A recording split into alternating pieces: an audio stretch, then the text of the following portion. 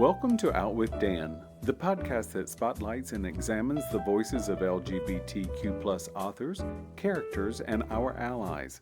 Together, we lift our voices and we tell our stories. I'm Dan White. Join me as I chat with this week's author.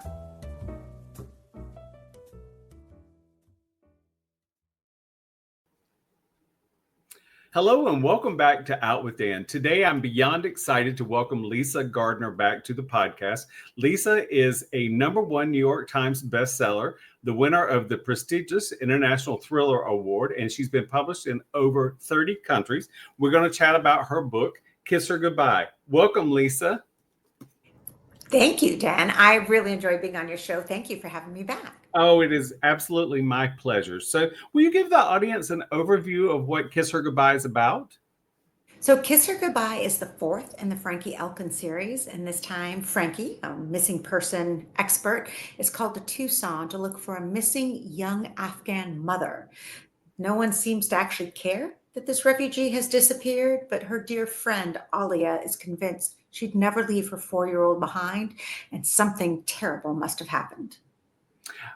So that is just the tip of the iceberg, Lisa, just the tip of the iceberg. So, I love Frankie Elkin. So I do have a question, though, a curious question. Is there anything too dark for Frankie to deal with? Yeah, she's going, but these books are getting darker and darker. And this one definitely explores some of the darker corners of the human heart. So I will say that the mother-daughter relationship, or the relationship of her daughter with anyone, is just so lovingly done by you. So what goes through your mind when you write a mother-child scene? I mean, because you have children, is that right? Yes, I have a child. I think one of the important things when you're writing a thriller is for anyone to care about the book and the action and the plot twists or whatever. You have to care about the characters. So in the Frankie books, where by definition she's looking for people who are missing so you don't get to meet them, you have to start thinking about, well, why should we care if she finds this person? And in the case of Kiss Her Goodbye, it really is the mother-daughter relationship. Sabra, who's the missing refugee, has gone to the ends of the earth trying to get a better future for her 4-year-old daughter. And as Frankie learns more and more about everything this Afghan family has been through and the true journey that has brought them to the United States, where they now, for the first time, have a hope for the future, it becomes very clear there's no way this mother would leave her child. And part of the fun for me in this book was we learn through kind of flashbacks with Sabra, it's her relationship with her own mother that kind of sets the stage for so much of the drama to unfold. And there's several mother-daughter scenes or mother-like figure with a younger person theme. And it was so heartfelt and so heartwarming because, it gives us, as you say, that thriller edge, because now we're sort of sitting on the edge of our seat, wondering, will mother and daughter be reunited? Will they be apart forever? And then, of course, Sabra has lost her mother at a younger age, and we see those scenes so beautifully unfold, and we do become very invested in them. So will you share with the audience where this idea came from? Well, as many of my readers may know, I really like to travel the world. Places like Antarctica, penguins, North Pole, polar bears. It's all good in my world. It's how I replenish the well. And that actually, in this case, literally set the groundwork for Kiss Her Goodbye. I was actually in Baja, California, whale watching, and I met an older semi-retired couple, and their volunteer work was in Tucson, helping to resettle Afghan refugees. And they're working with entire families. And when they're talking about all the issues and complications to try to bring an entire family to the US, you have 90 days to get them self-supporting. And refugees are a legal status. The United States has agreed to bring them in. Tucson has agreed to take a certain number of families. But oh my goodness, if you're a family, you don't know mass transit, you don't know what a mall is, you're trying to find the right mosque, the right halal grocery store, navigate the school system. What is childcare? How do you get a job? And they're working with a family with two professionals that spoke English well, and still the barriers along the way and how isolated and alone they are when they get here. And I'm like, that is a perfect Frankie Elkin case. I totally agree. And I just as you, because you do a lot of research, I mean, I do know what some of the organizations are that do help refugees come to this country. But then, we the general public are almost stymied or held back by this constant conversation of illegals and, why are they here and they shouldn't be here, and they're, we can't trust them, and all these false narratives that get out into the world. Look, there are bad apple in every country on the face of this earth. There's no sugarcoating the fact that there are bad people. They really are. But this whole broad stroke of us against them, it saddens me, because we're all one humanity, like it or not, and for those of us who are spiritual, we think we might have all come from one God. And a lot of times in Christian faith, we're taught that God doesn't make mistakes. So if someone is born in Afghanistan versus the US, it doesn't make them better or worse than. Some maybe omnipotent power decided where they should be born. It was really interesting talking to this couple because they're Jewish, and it is the Jewish Family and Children's Services in Tucson that's one of the primary resettlement agencies. There's also a great, I think it's a Lutheran one as well. But when they meet like this family, stepping off a plane, they're some of the first people the family's seeing, and they're like, well, we need to tell you up front, we're Jewish, you're Muslim, we don't know if that's an issue for you.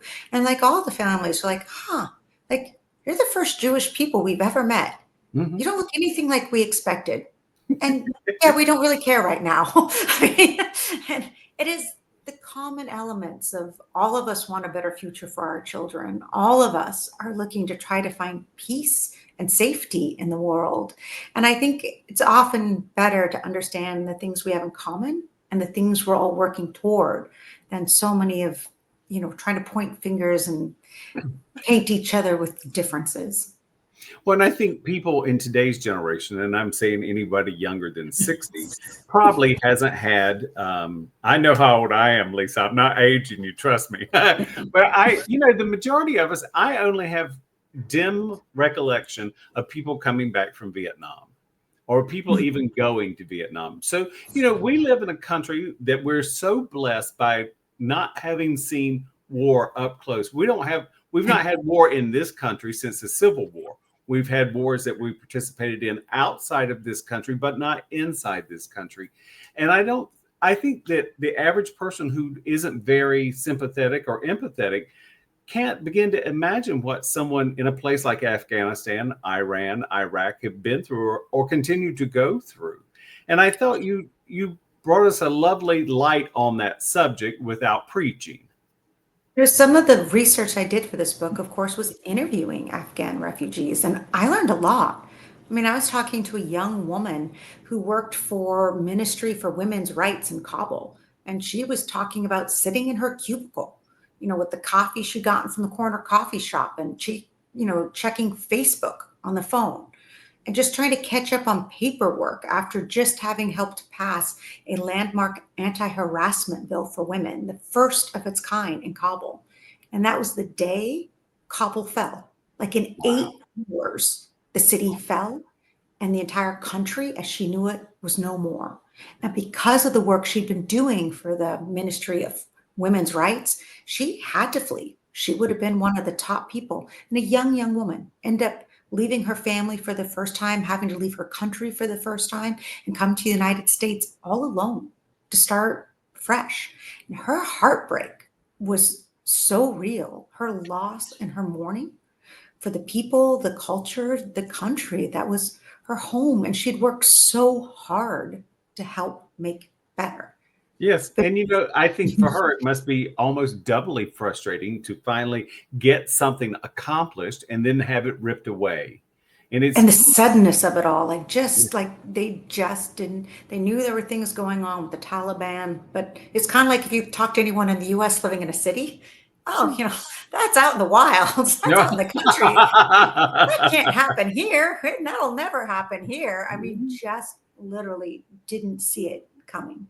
Yeah. And, and I think, gosh, this might go to a little territory. I might get an email or two from this. I think also that somehow some people in this country, because we've been isolated and insulated, not isolated, we believe that other countries aren't quite as educated, but that's certainly not true, because they have great education systems around the world. And, they have a system. I mean, I have a friend that lives in Iran. I mean, we chat quite easily.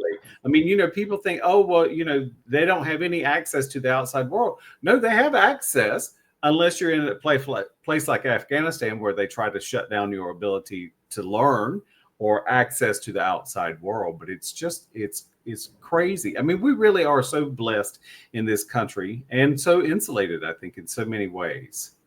I've always loved to read books that allow you and invite you to walk into someone else's shoes. And that was one of my goals with Kiss Her Goodbye, that you will follow the story of this family. But it's also still rooted in what's going on right here in Tucson and what might have befallen them. And it is the classic Frankie Elkin. Her current gig now is to take care of snakes. And Frankie's not a lover of snakes. Me neither, which is why I came up with that. Like, that's terrifying. So let's make Frankie do it. And of course, you have the assistants she gets along the way, from, an ex-con, now limo driver, a ballroom dancing parole officer. So there's a lot of very serious and very poignant parts of the book, but it's still also a Frankie Elkin book with some other elements along the way, and you'll learn a lot about iguanas.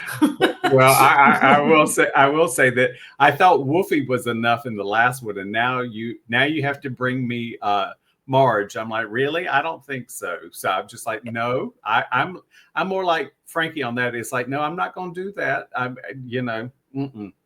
No. And I will say also, Petunia was so delicious. A friend of mine had an iguana when I was in high school, and I didn't know he had one. And it was on the bookshelf, and I thought it was like a plastic toy, because he collected a lot of those. And when I got up to it, and when it blinked, I nearly wet myself, because I'm like, oh no, no, we're not having this. And about the time I screamed out, he realized I had run into his iguana. So I was like, oh, okay, now we're just back away slowly, Dan. This isn't for you. I will admit I'm partial to dogs and cats, but I got to have the iguana come visit and spend the day in my office, and it was kind of fun and wild. When Mr. Iguana decided he wanted my chair, I let him have my chair, and he wanted the dog bed. I'm like, the dog bed is all yours. And then for a while he was on top of the printer, and I'm like, knock yourself out. Absolutely. But they really are beautiful up close. And they're very intelligent. I mean, it was kind of fun. And I think there again, you have to broaden your horizons every now and then. It's like, okay, well, and I think also it takes a lot of patience to deal with reptiles.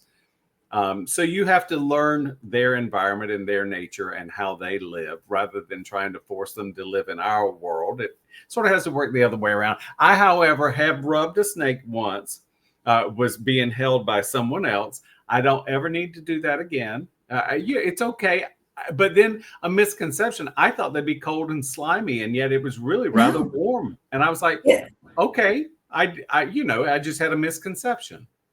Yeah, the iguanas, it's almost like warm leather, for lack of a better term. I'm like you, I'm expecting something totally different. But that's what I love about my job, that I get to research, that I get to push. And then one of the things I love about Frankie is each book, Frankie gets to face a growth experience. This one was a little bit more than she was probably bargaining for, but I mean, started with snakes and got to some scarier life forms from there. Yes, absolutely. And one thing you do is with Frankie, she has an innate ability to almost know exactly who she can trust, sort of, I think, fairly early on. So I think her and her relationship with Daryl in this book was so wonderful, because it's not, they're not alike.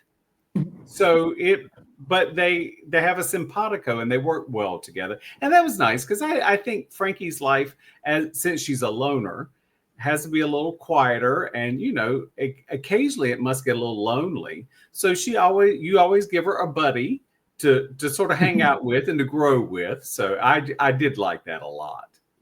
One of the things I love about Frankie, and I consider it her superpower, because this is a woman, like you said, a loner, going from town to town, where has no support, no resources, has to find a job, find housing to take up the latest case, missing persons case that Frankie is doing for free. It is a calling. Is Frankie is not judgmental. She is a recovering alcoholic. She has lived in the gutters. She has lost everything to her addiction. She knows what that looks like. And because she's so much more open-minded and so comfortable with, what many people would call the fringe of our community, she can very comfortably inhabit that space. And often, really, when you look at missing persons, the people no one are even looking for, they're the marginalized members of our community. They are the lower rung socioeconomics. They are the refugees that have no support network, don't know where they are. And so Frankie's open-mindedness and, recognizing in others a certain sincerity, that is really what enables her to get her job done. And she does it well. And so there's such a parallel in this book between Frankie and Sabra, because as you were describing Frankie, refugees from Afghanistan sort of do the same thing. They have no home. They're going somewhere new. They have to get a new experience. As you say, they have to find a job and be settled and self-supportive in 90 days. The majority of us who were born here would have a hard time necessarily finding the job in 90 days just because it's not that easy. And of course, they're not getting the job of a CEO. They're getting the job of the unseen, the masses that are unseen. We stay in hotels. We don't care to know who the maid staff is. Same with restaurants and stuff like that. The majority of people, they just move. They move through our lives, and they're just not part of our lives. But Frankie, and it's such a shame. Yeah, some of the research, again, talking to people. These people who often were lawyers in their other country, or engineers, or even doctors. They can't get licensed here, so they can't do any of that work. And it just makes you think, all the people, to your point, we go through life not really seeing. Some of those people have these incredibly rich stories and educations and experiences that probably rival our own, but we have made them invisible. And what a tragedy. Totally agree. I totally agree. I worked on a farm for 2 summers in high school. I never want to repeat that. So I'm definitely thankful for anybody who can come to this country and do that, because if I had to do it, Lisa, we'd both starve. So who was your favorite character? Who's my favorite character? Probably because she was the most unexpected for me. The little girl, Zara, who so much of this book becomes about her. And it's very hard to bring a 4-year-old to life. And I need you to connect. I need you to really care about Zara for this to work. And I don't plot when I'm writing. So in the beginning, I kind of had insert small child here. And that's not getting the job done. So I started to have to learn, what's Zara's story? She was born in a refugee camp. She's only known uncertainty. And what do 4-year-olds even know? And this family they each have their own gift. And Zara's gift, as I started to learn it, she really, really just grew in my heart. Mine as well. And, she's so intuitive, and I just love that. And I there again, so many people in this world have so many things to offer. But I love the fact that Zara so easily took to both Daryl and Frankie. And I thought that's exactly them, probably as they see her, sort of a compadre, almost an equal in a lot of ways. You get the open-mindedness of a child, willing to see things fresh.